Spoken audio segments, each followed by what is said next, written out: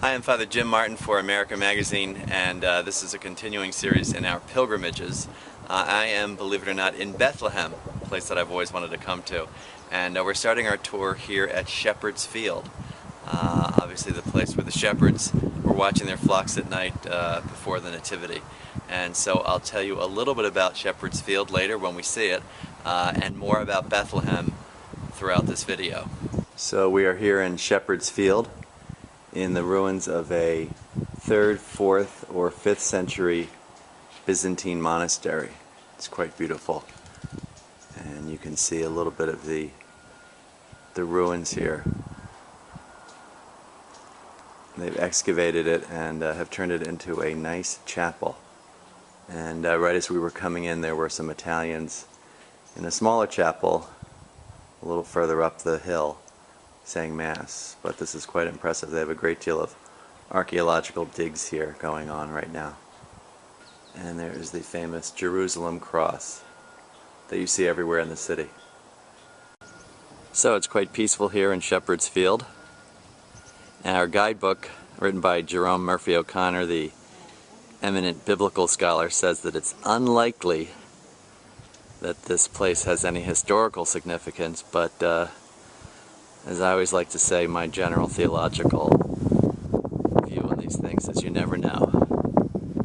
So certainly there are shepherds around here, and if they were overlooking Bethlehem on the night of the Nativity, this is some of the landscape that they would have seen. So we have come from Shepherd's Field, and now we are going to Herodion, which was Herod's palace, Herod the Great.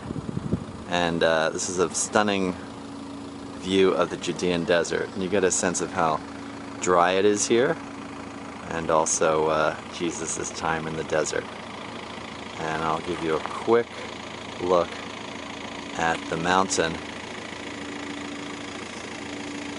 that Herod's palace is on, so you can see dominates the landscape. And that's where we're going to go.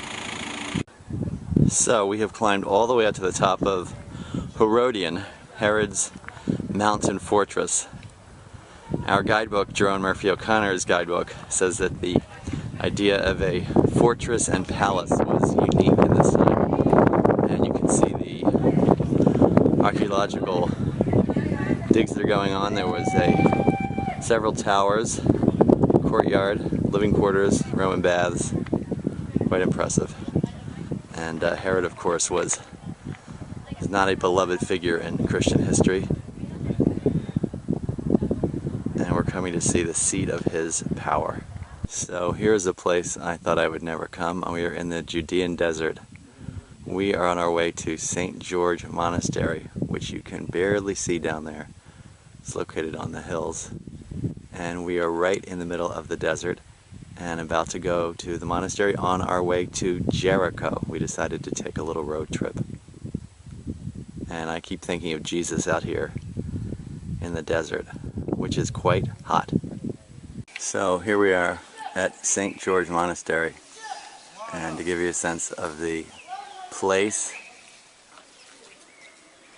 there's the sign, and there's the monastery. And we're going to climb up there.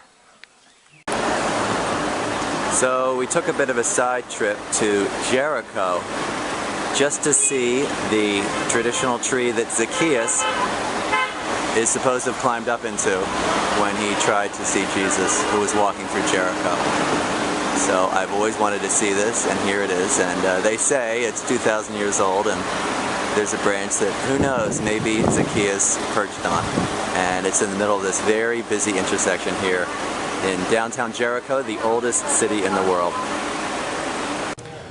Hi, so we're here in Manger Square in front of the Church of the Nativity, and rather than film the inside, which was filled with tourists, I thought I'd tell you a little bit about the church and what it's like. It's rather empty inside, very orthodox, with lots of hanging lamps and lanterns. And there's a huge line, and you wait to go down into a sort of grotto or crypt where you can see a place where Jesus is traditionally thought to have been born.